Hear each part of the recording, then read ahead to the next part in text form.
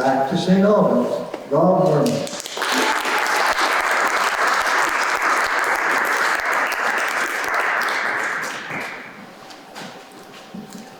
I'll try this, and then I'll try this. I don't need this, do I? If I come close like this?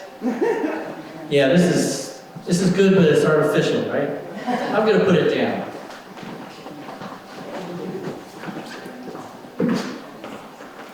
Okay. Let's start off by saying I am currently living in the year 6 AD. Currently living in the year 6 AD. Okay. I'm a liar. Not you guys, I am. Year 6 AD, after diagnosis. 6 years ago, I was diagnosed with Parkinson's.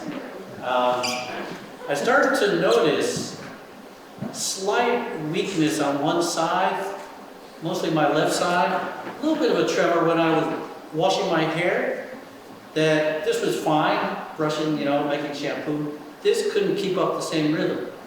Then I was blowing some soap bubbles for some kids. If any of you were at the tricks workshop I did here, I was blowing some soap bubbles. And you hold a bubble on a wand, and bubbles are very delicate things, right? But if I was holding the wand in my left hand and I blew this bubble, I could see the bubble slightly trembling, which must have been from a slight tremor through my arms and my hands.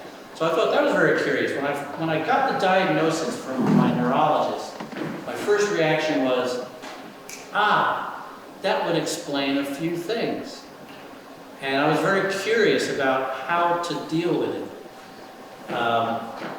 I wasn't worried, I wasn't scared. It was like, this is interesting, another thing to figure out. And how am I personally going to cope through what I know how to do? Because I've gotten this far in life, so what am I going to do now? How am I going to use my body, right? So my training has been in mime and circus arts, but mainly the art of pantomime. And the art of pantomime is an art of movement and visualization.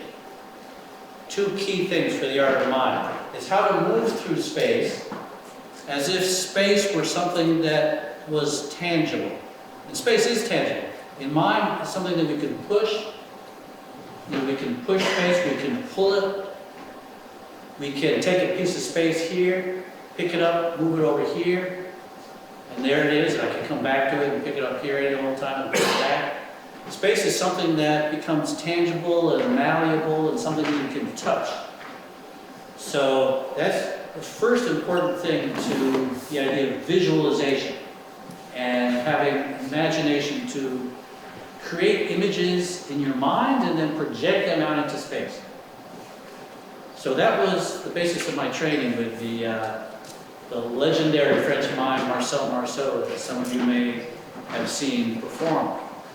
And he got it into my head that when you move through the world in general, not just on the stage, but when you move through the world, move with a certain awareness and attention. So, when I got the diagnosis with Parkinson's and I wasn't moving as well as I used to, I was a little more stiff, I wasn't so loose, and I was aware of that.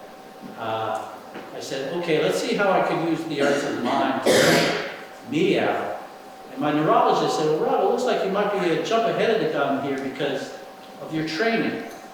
And I said, well, let's find that out. And does anybody here have a diagnosis of Parkinson's or movement disorder? Is there a neurologist or a physical therapist here besides? Yeah? All right. Well, here's what happens when you go into the neurologist's office. They put you through these series of little tests.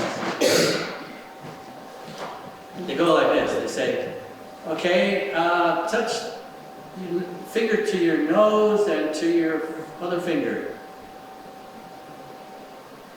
Okay, do this. And so we do this, trying to find out if both sides are working equally. And so they're like, for me, those are like little games. Okay, this is cool. Yeah, these things, the finger things. no problem for me. You know, this is all mime exercises. I can do all this kinds of stuff. Fish and birds flying. So I said to the doctor, and the doctor, you know, he's looking at me and taking notes. I said, well, Doc, can you do this? He said, what? I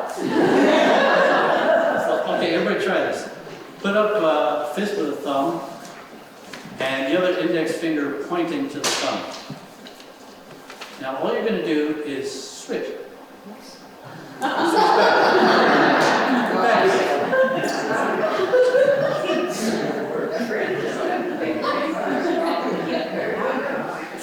Yeah, you're going like this. Well, he's looking at me like, and he can't do it. And I said, well, try this. And I go like this.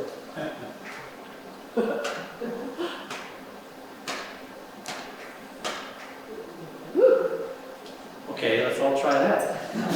We'll start slowly. You're going to slap your knees, grab your nose, cross over and grab your other ear, wiggle, grab your other nose with the other hand and the other ear, back again, the other side.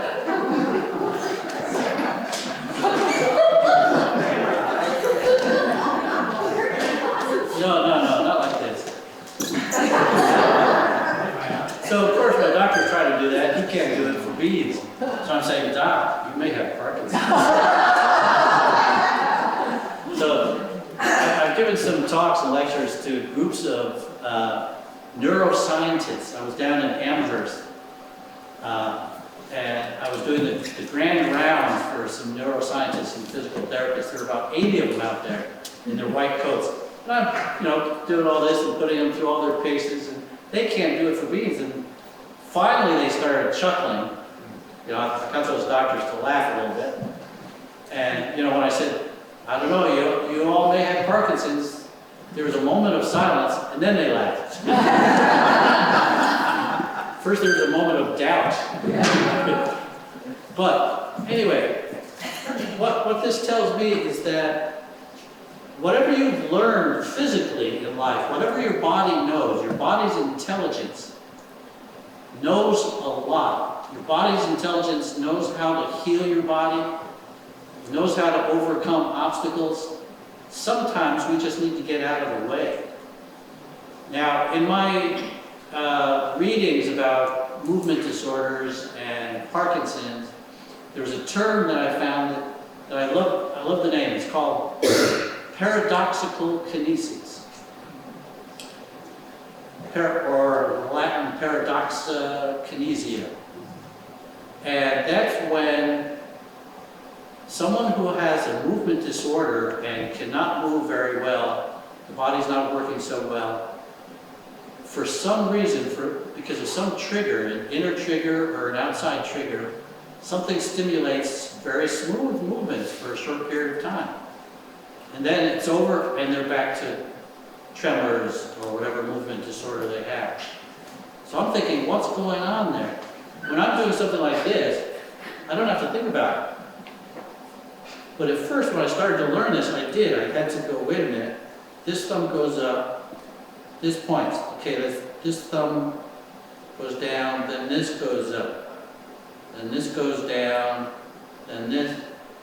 And then pretty soon, I could be talking, I don't have to think about it anymore.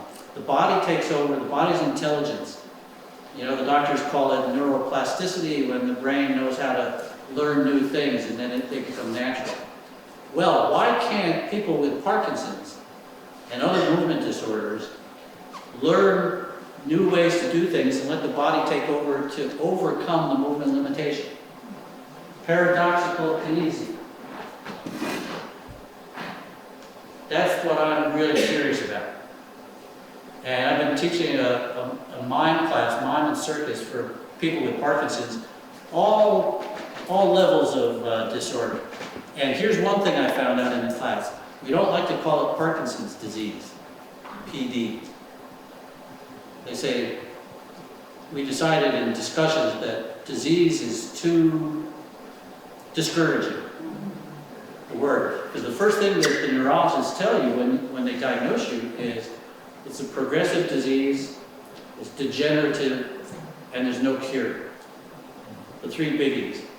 Well, thank you very much. Things can have a cure. You can find ways to cope. Progressive, maybe, but maybe we could stop the progression or slow it down. So let's start off not being too discouraging. So instead of PD, Parkinson's disease, in the class we decided to call it PD, Parkinson's disorder. So we want to find the order from the disorder. Now, let's try one more little exercise all together here. This will be easier. You don't have to even think about it. Well, no, you do have to think. You have to visualize. This is a visualization exercise. So what I want you to do is put your palms up like this, elbows in. Good. Close your eyes. Take a nice deep breath and follow my words. On your left hand, there will be, let's see, 3, 4, 5 helium balloons tied with strings to your left wrist. 3 big, big helium balloons, very, very, very light. Don't even think about trying to move. You don't have to. Just imagine the visual image of helium balloons tied to your wrists. On your left hand. On your right hand, I'm placing 2 heavy books, like 2 dictionaries. And then another book. And then another book. And then on your left hand, I'm placing some more helium balloons to your left hand. Left hand is very light, but there's some more books piled up on your right hand. Okay, open your eyes, look at your hands. Many of you are like this. Now, you don't even have to think about it. But the image itself moves your body. If you're thinking that your right hand is really light with all these helium balloons, or your left hand rather, you know, your body will start to react to that. And your right hand feels real heavy, it starts to feel heavy. And it'll move that way. So it's the power of imagery and visualization. Here's a little mime exercise. I'll pretend I have a string here in front of me. Just a little string, and I'm pulling the string. And I can imagine that, you know, the string is all along here.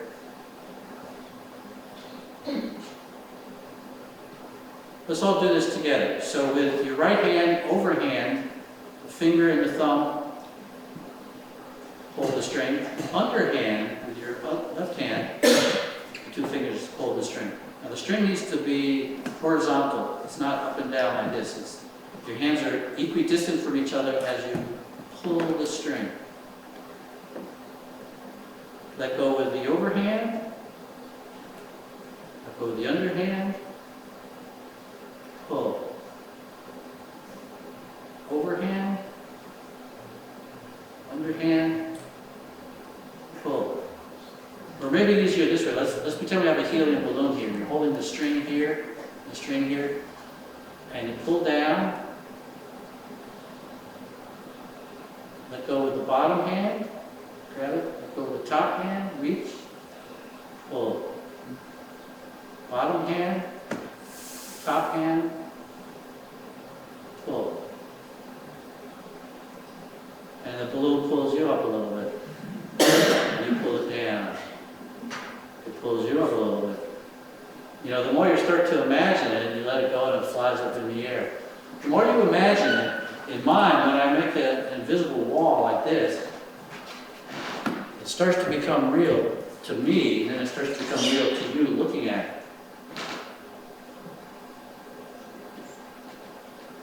Now, of course, nothing's really there. So one time I did walk into it. I did that for a kid, and he thought it was real. We were on the sidewalk outside, and then I kept on walking down the sidewalk, and he started walking to that point, and he wasn't sure. He went. So In the mime class, what I'm doing with the Parkinson's folks, I'm saying, look, first thing you have to do is be aware of your movements. I know that in Parkinson's, in the beginning, sometimes well, when you're walking, your arms swing naturally, right? And sometimes one arm doesn't swing in Parkinson's, like my left arm wouldn't swing so much, and I wouldn't be aware of that until either somebody points it out or I become aware of it. As soon as I become aware of it, oh, my left arm is not swinging, so then I can start swinging. As soon as I become aware and then focus my attention and observe that it's not moving, oh, well, let me move it. So there's a process going on here. First, awareness. Second, observation. Third is analysis. Analyze the movement that you're doing correctly or incorrectly. Analyze how you're not moving the way you want. Then visualize the correct way you want to move. Then do it in mime, because that makes the visualization physical. And then do it for real. So I apply those 5 or 6 principles throughout my life, my daily activity, every single thing that I do.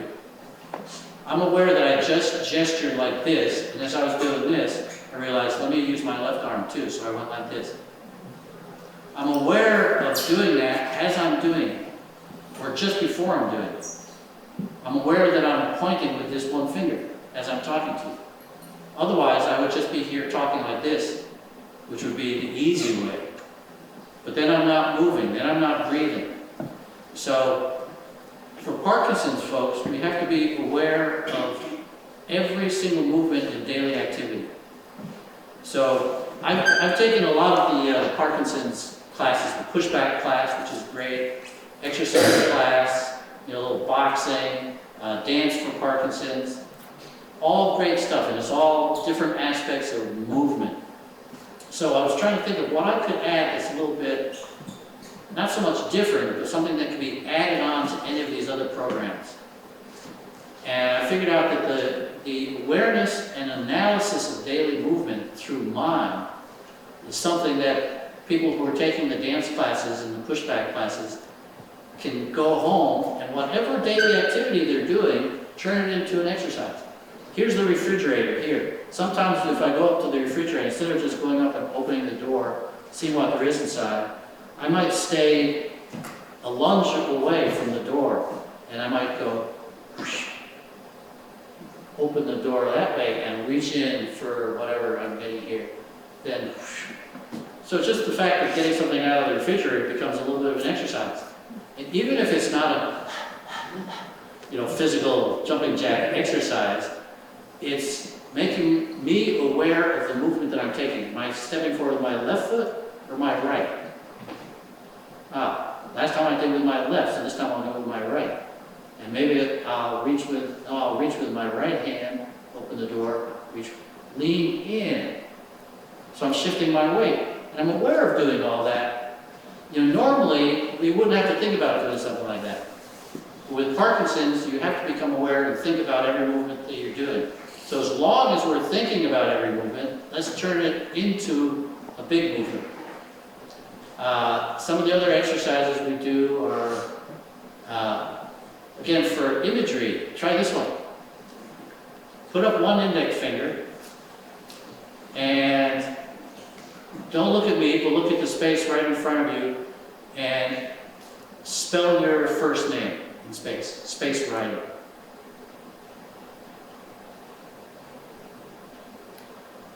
Okay, now do it in huge block letters, your first name.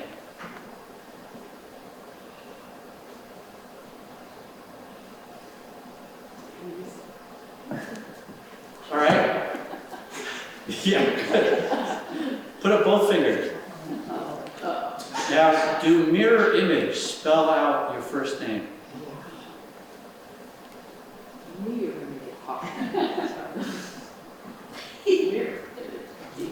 Now, actually, if you do, when you go home, do this with a piece of paper and 2 pens, and you'll find mostly that the mirror image, this will go in one direction, this will go opposite, backwards, automatically. If you try to do just the backwards one alone, it's kind of hard. But when you're doing it with your good hand as well, it happens automatically. So try it again. With your good finger, it goes in the right way, and it goes backwards with your other finger.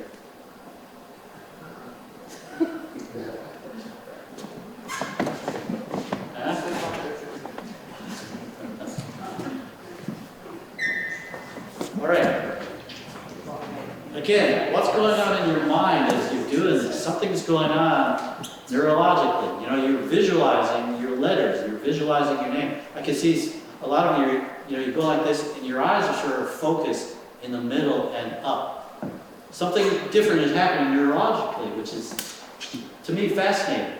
The body is knowing what to do automatically, which with Parkinson's, you start to lose that. Nothing becomes automatic anymore. We have to work at every single movement. And that brings me to the idea of gesture. When you go home tonight, if you have a partner or a spouse, and you're sitting at the dinner table, as you're having dinner and you're carrying on a conversation, notice if your partner is gesturing as they're talking. And if you're not, purposefully gesture. And make your gestures exaggerated. I don't know. You're asking me if I want dessert. I don't know. We had dessert last time, you know. And gesture with this hand, gesture with this hand, gesture with your shoulders, with your head, and see if they notice it. In the Parkinson's class, we start off sitting around in a circle and saying, well, how was your week? How'd you do this week? You know, what's going on? And I realized that they're not gesturing, so we turn the check-in time into a gesture exercise. So there's one guy, Bill, who said, oh, well, my grandkids came and we had a grand time. They were running around, and he's going like this, he tremors a lot in his hand. They were running around, and I'm going, yeah. And then we sat down and we had this great dinner, and then he started to describe the rest of the day, but his hands were frozen. And when he looks over at me, I'm going, oh yeah, and then we had, and I realized what we have to do is we have to start to learn to gesture again. So we're codifying simple gestures. Like just think about it. Well, try this, like scoop your right hand. There's a gesture. I don't know. Do it with your left hand. Do it with both hands. Shrug your shoulders. You know, shake your head, nod your head. Your hands, you know, one finger, you know. Politicians are always gesturing.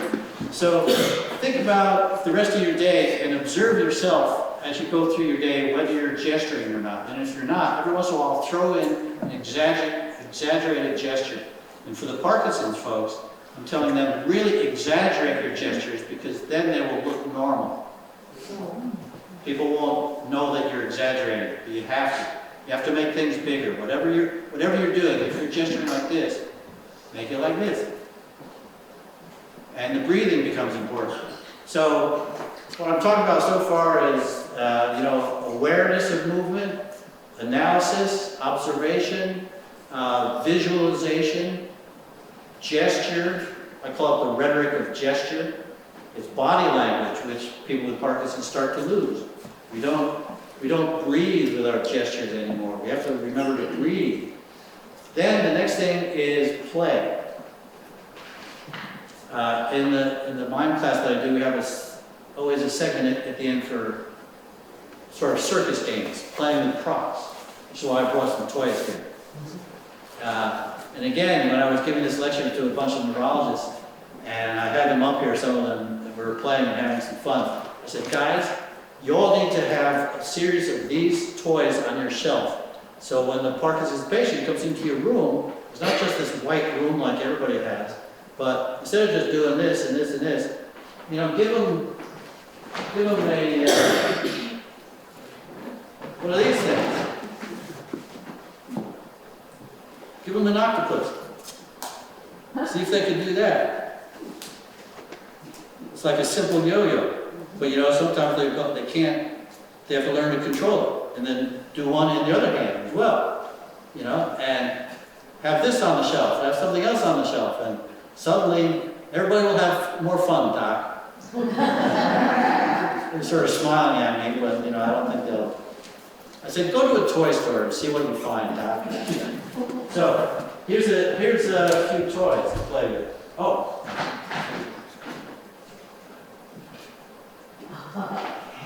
Remember I forget what they call them, the paddle ball things? Marilyn Monroe in the film Bus Stop. She's really good. She could take one of these and she goes on for like 3 or 4 minutes. Whack, whack, whack, and she's wiggling her hips. All the guys on the bus stop are watching her. Well, I can't do it. I never could even as a kid because the paddles are so small. So I took a bigger paddle and put a softer rubber ball, and suddenly it's real easy. I still can't do it with the smaller ones. But again, you know, you can't be too tame with it. You got to really whack it so the elastic goes out and pulls itself right back in. Who wants to try? Come on up, anybody? Maggie! Sure. You're in front of people? No, I wouldn't think it's about it.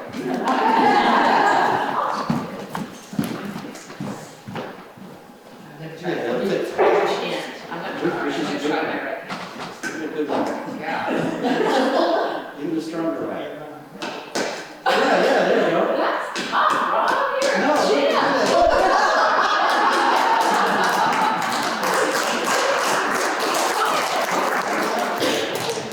yeah, first you're a little timid and it doesn't quite work, but then when you start whacking it, Yeah. it starts to work automatically. And people with Parkinson's get thrilled that suddenly they can do something like this. Okay, let's try the feather. So I was passing out these peacock feathers to the class, and there's one lady, she's 82-year-old woman, Eleanor, who is a spitfire. She's great. She's in a chair, she's in a wheelchair, she's got bad tremors and uncontrollable movements. So I'm passing these around, and the idea is to hold your hand flat, stare at the top, and try to keep it in place. Then you can move your hand around. If you look down, you'll lose it. You have to try to focus on the top. You can even let it go forward, you know, and then walk with it. You can walk across the room with it. And then bounce it on your other hand, the back of your hand, all these kinds of things. So I said to Eleanor, so I was passing these around to people. I said, well, Eleanor, just, you know, she was like this. You just hold on to the bottom and see how well you can keep the top from shaking too much. So she puts her hand out like this, and I put this on her hand. And I said, focus on the top, focus on the top. She's going like this. And then she's like this. I'm looking at her hand, which is not shaking. So what's going on there neurologically? Paradoxical kinesia. She's shifting her focus and her attention somehow to the prop and visualizing the top being holding still. And it did something to her tremor, briefly. So, and again, it may look hard, but it's not at all. I need about 5 or 6 people. Come on up. Right up here. Try it out. Let's see how much fun it is. Yes, there it is. Step right. Hold on the palm of your hand and focus on the top. Try and keep the top still.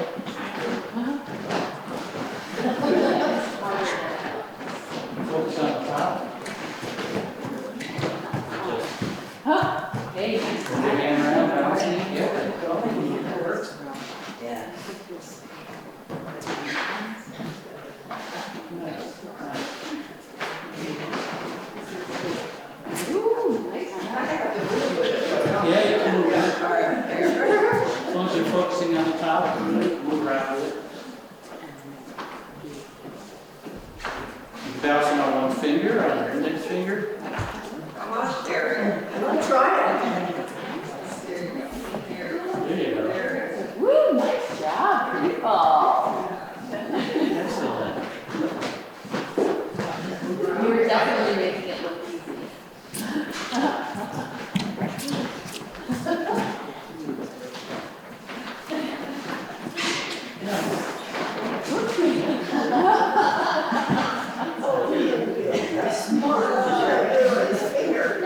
Yeah, see, it's a focus that really captures your attention while you're doing it. Let it go forward 45 degrees and walk with it. Good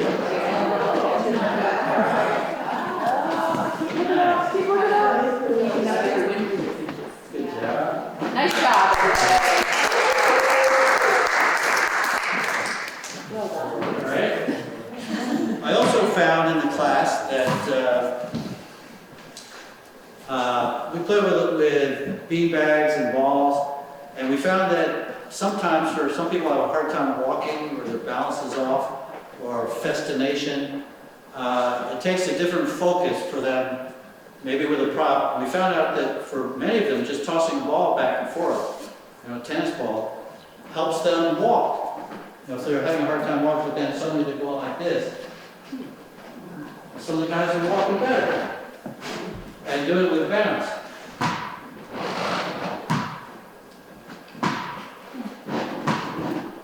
Or tossing back and forth with a partner, like bouncing it to a partner as they're walking beside you. And suddenly, you're shifting your focus outside of your own body, and the body's intelligence, I think, takes over again and knows what to do. There's one guy, we were counting steps in the room. The room wasn't as big as this, about half as big as this. We all lined up on the wall and said, walk naturally and count how many steps it is to the other wall. 1, 2, 3, 4, 5, 6. Say there's about 12 steps. So I said, okay, let's do it again. And this time, reduce it by 1. So instead of, this guy had 12 steps, this guy had 14 steps, this guy had, so if it took you 12 steps, now do it in 11 steps. Up. 1, 2, 3. Okay, next time let's reduce it by 1 again. And suddenly they were purposefully taking longer strides and they were more in balance. One guy who had a hard time, he freezes. He freezes and he either can't get going or he freezes, and then when he gets going, he starts to festinate, where he's leaning forward and he's on his toes and he can't stop, getting faster and faster and faster. So a couple of things we tried with him. One was the image, I said, okay, think of a mime image.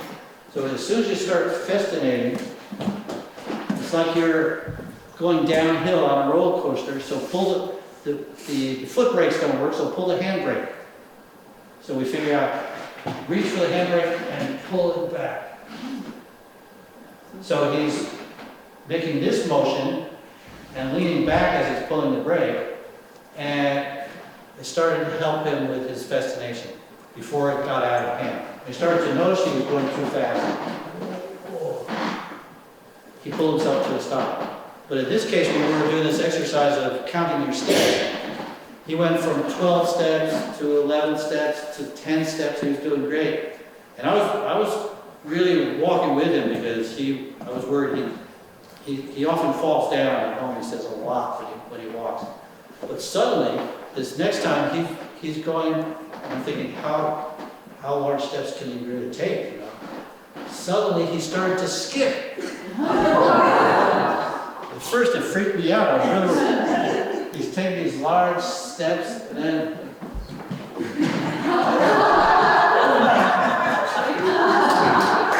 and he skipped all the way, and then all the way back.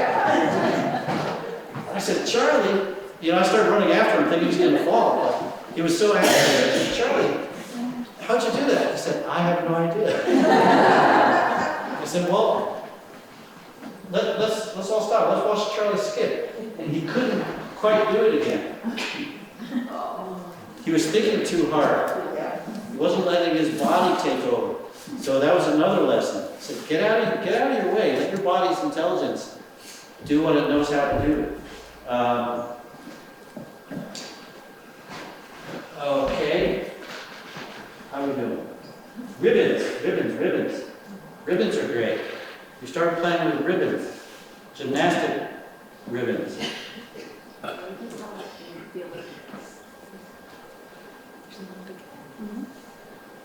And what was nice about these is that, again, when people start to try too hard, it often doesn't work.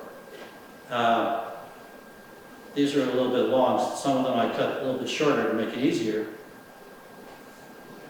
But what they want to do, first thing they want to do is just start waving it around all over the place. Say, okay, well, let's get organized here. Let's make some figure eights. And stand, shifting weight. So learning how to shift your weight. Shift your weight without falling over because you're focusing on the ribbon. So the shifting of the weight becomes a little bit more natural for them.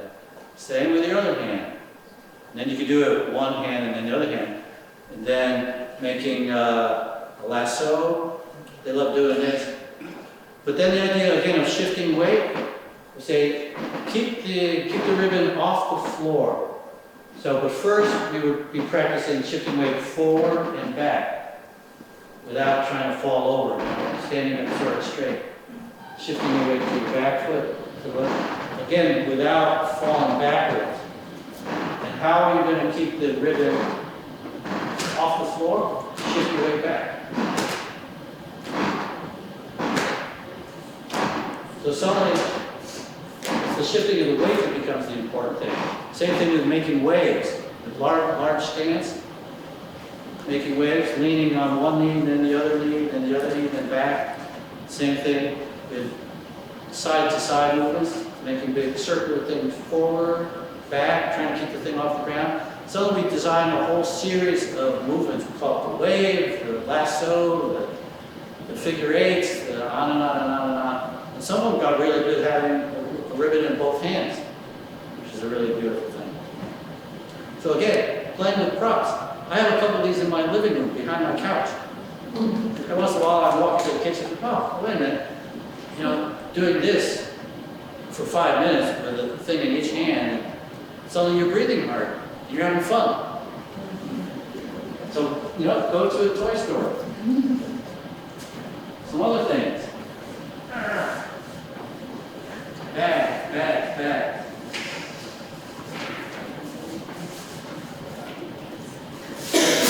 Plastic bags, bad for the environment, good for exercise.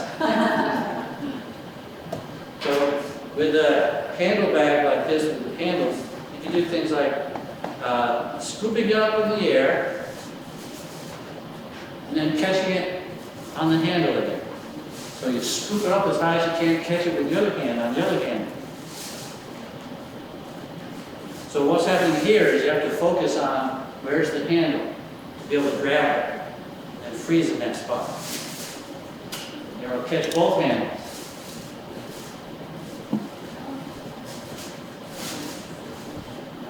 And they float so nicely. And then wait until it's almost down to the ground. And then catch the handle. So you're going down, you're going up, side to side. Do it with 2 or 3 bags. Then I discovered the produce bags. I have a bunch of these behind my couch. Produce bags in a tiny little rubber band. Blow these up. Look how they float. They're great for juggling. Not for hitting like a balloon. These are great because you could grab and flip. So again, you get big arm motions. Try to throw it to the ceiling. Catch with the other hand, grab and flip. And pretty soon,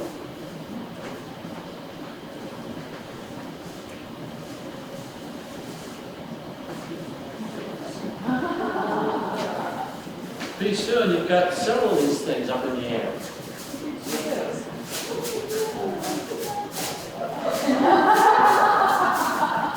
You're juggling with 3 or 4 bags, right? And then pretty soon,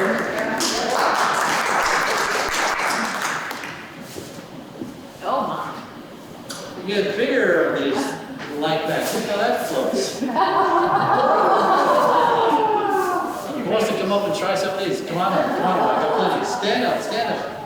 Come right up. Here's one, here's another. Grab and flip. Grab it and flip it up in the air as high as you can. Excellent. Keep 2 in the air.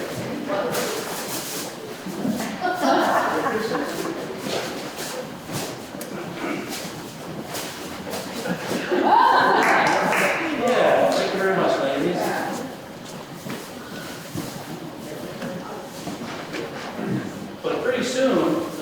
5 minutes with these things, keeping 2 or 3 of these in the air, you're learning to go side to side. You start to coordinate the movements in the class. How are you going to get it behind your back? How are you shifting your balance? How are you stepping forward into a lunge and throwing this thing, catching it? And pretty soon it turns into an exercise for observation, analysis of movement, shifting weight, and you're having a lot of damn fun at the same time. So there's lots of games, lots of props to play with here. Magic tricks. We were doing magic rope tricks and things in the class because they like doing that. And again, it's fine manipulation. How to do the world's fastest one-handed knot. You have to figure out how to, move these 2 fingers up here, how to grab the knot, the end down here, and it goes. Wait a minute, I can do faster than that.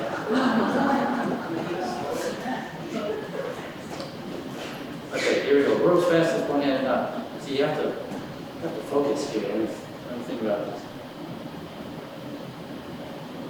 That's pretty fast. And there's one guy who really likes the idea of trying to pull a rope through his neck.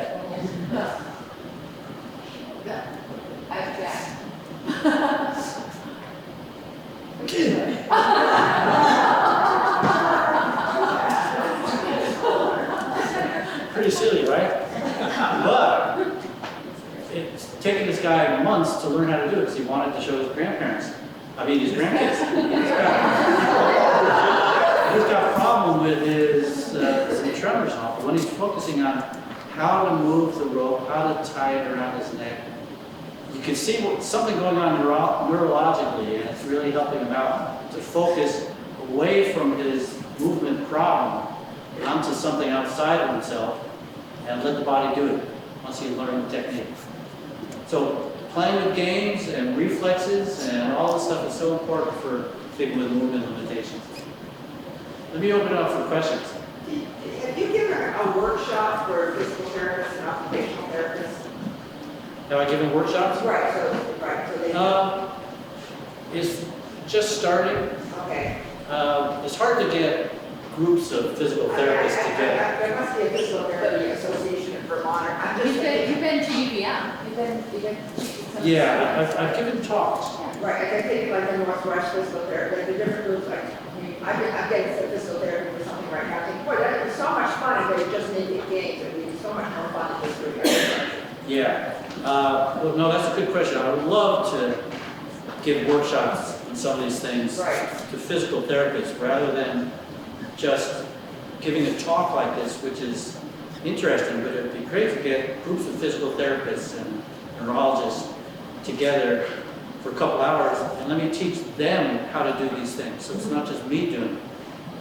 And then they go out and use any of this stuff that they want with their own patients. Right. So, yes. Pardon?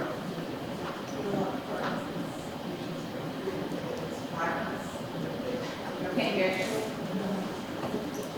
Yeah, the question is about masking when Parkinson's patients get very expressionless and their faces get frozen. Exercises for that? Well, make them laugh. Make them watch some Charlie Chaplin movies. And I'll bet their expressions start to change a little bit. But then, it's like any exercise, you have to practice opening your mouth and closing your mouth. Scrunching your eyes and unscrunching your eyes. There are facial exercises that I think physical therapists do, along with just movement exercises. But, yes, Maggie, please. You know, the PTs consume a lot of different, literature from a lot of different places, and we love to incorporate as many different, treatment aspects as we can into a session. So, I know it's been great. You came to the Hirschhorn lecture last fall, so you reached a group of physical therapists then with this idea. And you've been into the DPT classes, I know that. So, we're getting some things sprinkled in there. But I want to say, one of the things I love about you being here and talking to community members is because in a way, you all have a good influence on each other and on the way you approach each other. When you think about, face exercises, who wants to go home and do face exercises in the mirror? It's much better to encounter somebody in your community that has a great sense of expression that helps you mimic them. Do you follow what I'm saying? Like, there's a lot of interpersonal interaction that these ideas can flow into. So if you know somebody with Parkinson's, even if they don't have Parkinson's, but their face is flat, if your response can be to exaggerate your facial movements, that's a natural impetus to mimic it back. And that's very helpful, exactly. Yeah. So, I love so many of the domains you cover. This, curiosity and hoping is something that hopefully we start in physical therapy, but that's a personal journey and a community journey, helping each other with that creative approach to being your whole self and the coping strategies that go with it. So we're happy to start those things, but we can't play games of physical therapy forever because the payers shut us off. And that's just the way that it's set up. But we do have the capacity to be therapeutic for each other. And it's wonderful when you invite that, and it's wonderful when we can reciprocate in our communities like that. Great, thank you for that. Yes? You said you are AD after diagnosis, and now you can do all these things, so do you consider yourself cured? No, I'm not cured. I'm aware every single second of having Parkinson's. I'm stiffer. When I address a group like this, I gesture more because it's like a performance. You have to be in front of people. I notice, when I'm at home, I could be sitting like this, until I realize, wait a minute, fix my posture here. Well, it's like any of us, whether you have Parkinson's or not. We age and our bodies start to do things. We have to remind ourselves to move and to be expressive. It's not just Parkinson's, but I'm very much aware of having Parkinson's. I do have the hope that it can be overcome. Neurologists generally say no, it's progressive and degenerative and there's no cure, on and on and on. But I've read reports. There's a few years ago a report from Denmark where neuroscientists said it may be a myth that part of the problem with Parkinson's is loss of dopamine, that there is enough dopamine in the brain. It's just not getting to the parts of the body that need it. There's a stop switch. We got to get that stop switch on again. And there's some studies about that. And again, I'm aware that my movements are a lot stiffer than usual. But when I'm playing certain games, like paddleball with a racket in each hand, and I do this with against a wall, I don't have Parkinson's at all.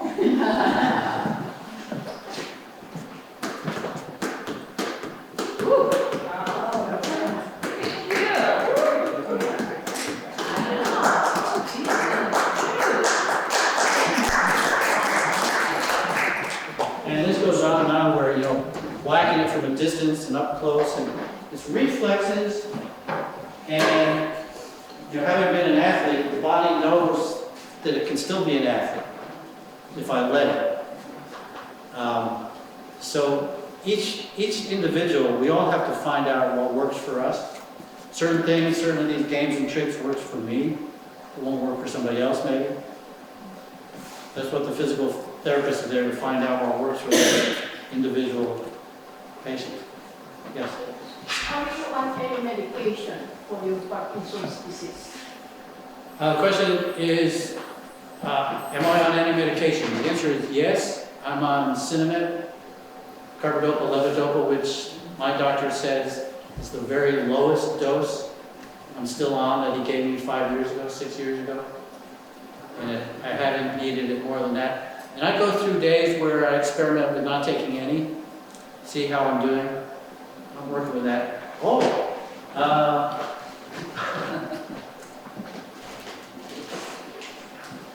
let's see. Tic Tacs. Is that your medication? This is my new medication. They look like tablets, don't they? Yeah. Well, you know, I was reading up on placebos and placebo effect. And it's a real thing, right? So this is about the size, one of these is about the size of one of the little levodopa pills. And so for a while there, I haven't done it in a bit, but I'm thinking I should get back to it. I would take one of these with one of the levodopa pills.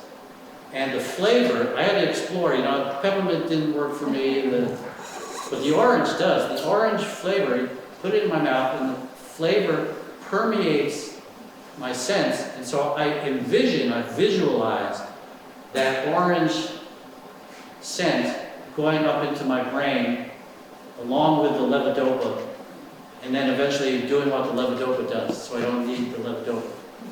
Just need a little Tic Tac.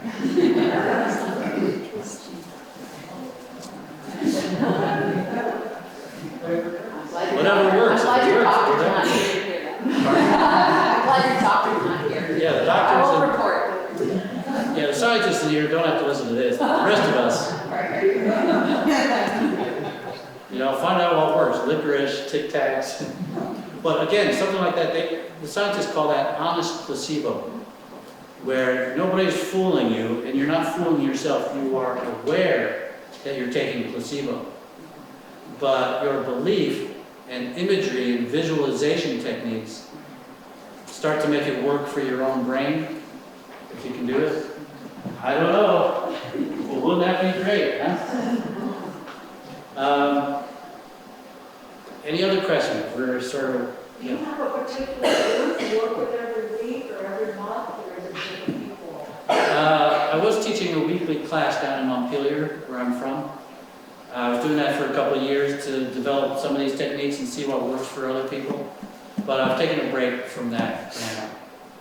What I would like to focus on now is having gatherings of mimes, physical therapists, others who are interested to learn some of these games and some of the mime techniques, and have workshops for them so they could go out wherever they live and work with people regularly. Because I can't go traveling anywhere myself. So I would like to train people in mime techniques. That's my next step. I have one more question, then I have a short little 3-minute video which shows some of the people in the class from a couple of years ago. Yes? I was just going to remark, you must find that particular technique that you employ, you must have exceeded all expectations of the professionals. The question is, with all the stuff that I'm doing, have I exceeded expectations from my doctors? I don't know.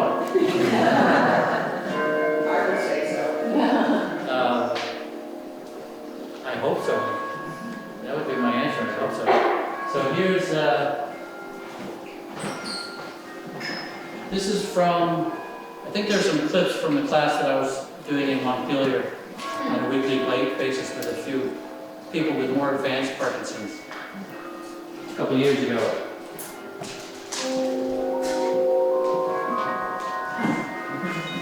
I'm Mermin. I'm a mime and circus clown.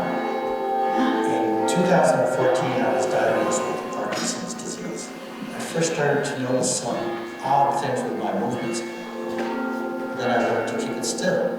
My neurologist, however, thinks I'm a jump ahead of the game because of my training and my background in the circus. I train with Marceau. When we do mime, we analyze every movement. First, we observe movements that are around us. Then we become aware of how we're moving. Then we analyze each movement, do it in mime, and then do it in reality. For me, having Parkinson's is like doing mime all day. 2 years ago, I started teaching a mime class for people with Parkinson's. My idea is to use the principles of mime to help overcome the symptoms of Parkinson's and allow people who have Parkinson's to cope with daily activities better. If we can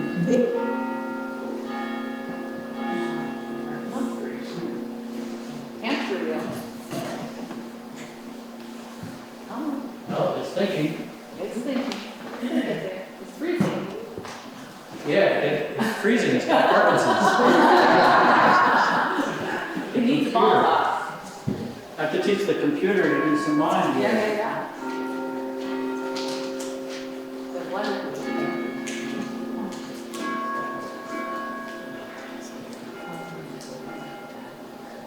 Well, who knows why that's happening?